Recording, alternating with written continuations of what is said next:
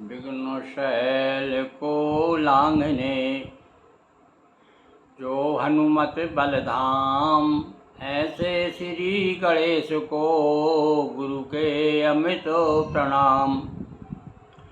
गुरु ब्रह्मा गुरु विष्णु हैं, गुरु महेश का रूप, ऐसे गुरु को नमन है जो है ब्रह्म स्वरूप। गणपति गुरु हिम गिरिसुता, गोस्वामी गिरिजेश, सहित शारदा नर्मदा वाय हृदय प्रदेश। बंदो हनुमत लखन संगो, रिपुहन भरत सुजान, सिया राम जी को नमन गाऊँ मानस गान, सियावर रामचंद्र पद जय शरणम। वास्तवान सज्जनों, अयोध्या कांड दोहा क्रमांक 96। सुमंत जी सीता माता को लौटाने की बात कर रहे हैं और तब फिर सीधे से राम जी कहते हैं कि देखो, तुम्हारे जाने से सारे परिवार की चिंता दूर हो जाएगी, बहुत कुछ दुख उनका कम हो जाएगा। तब सीता जी कहती हैं कि देखो, पति के बिना जी बिन देह नदी बिन बारी, जैसे नदी है और उसमें पानी नहीं, इसी प्रकार के पति और पत्नी का संबंध है। कितना गजब का उदाहरण दिया है गोस्वामी जी ने, और कहा है कि भैया चंद्रिका जो है चंद्रमा को छोड़ के कहीं जा सकती है क्या। ऐसे ऐसे उदाहरण दिए कि राम जी को लाजवाब कर दिया, और अंत में हाथ जोड़ करके सुमन जी से कह दिया कि संसार में हे महाराज, जितने भी नाते हैं वे सब पति के कारण हैं, सास ससुर जितने भी हैं, इसलिए पति प्रमुख हैं। तो अब आप समझ गए होंगे कि मैं क्या कहना चाहती हूँ। तो इस प्रकार से संवाद हो रहा है। अब सुनिए, देखिए गोस्वामी जी की वाणी क्या कहती है।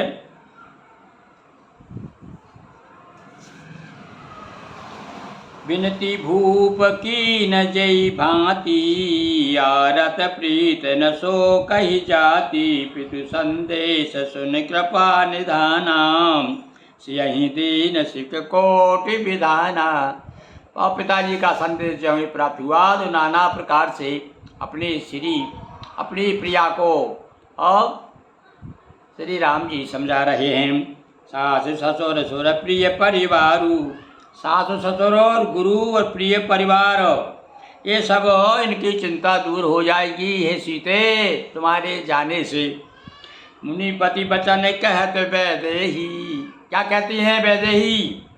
सुनऊ प्राणपति परम स्नेही, ये प्राणों के प्रिय और मुझे से स्नेह करने वाले प्रभु करुणा में परम विवेकी, तन तज रहे तो छाहे की मिछे की। देखिए ऐसा उदाहरण दिया इसका कहीं जवाब नहीं था, ना कोई तोड़ है।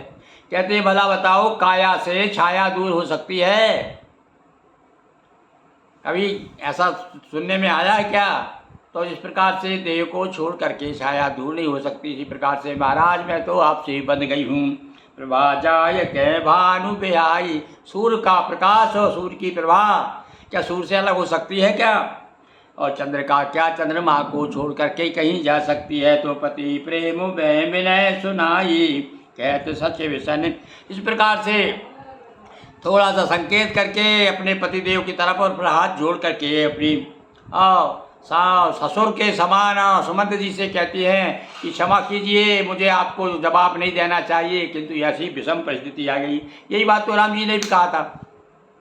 तो क्या कहती हैं कि आरज पद कमल बिना, आरज सुत पद कमल, आरज सुत यानी आर्यपुत्र के पद कमल के बिना सारे नाते जितने हैं वो सब व्यर्थ है। और बात तो वही सही भी है, पति के साथ तो सब कुछ।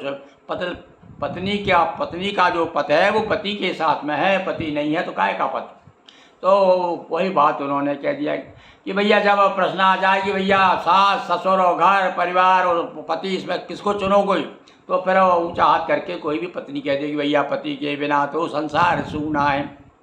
तो वही कहती है। और कह रहा है आरती बस सन्मुख भयो, इस समय विषम परिस्थिति है, इसलिए मैं आपके सामने बोल रही हूँ।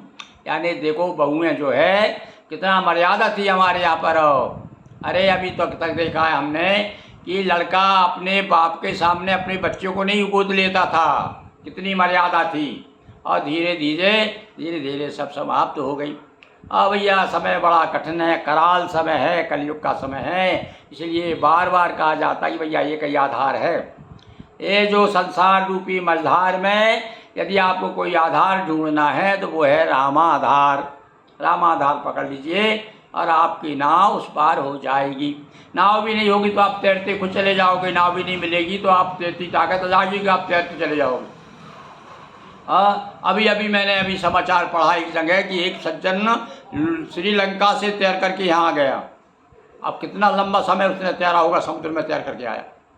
तो भैया जहाँ साहस है और जहाँ लगन है वहाँ पर आदमी को इसी काम बनता नहीं लगन के बिना, वंश चलता नहीं ललन के बिना।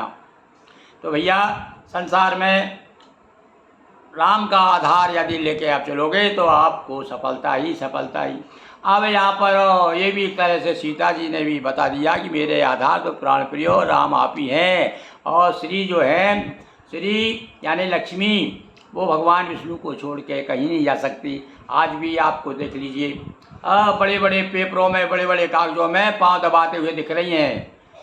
यानी पति इसलिए उन्होंने साफ कर दिया कि देह की इस प्रकार से छाया होती है, काया से छाया अलग नहीं हो सकती। बोलिए सियावर रामचंद्र की जय। चरम पदम भ्रष्टम मात्रा च विहीनम च भवेत् तव क्षमतां देव श्री परमेश्वर।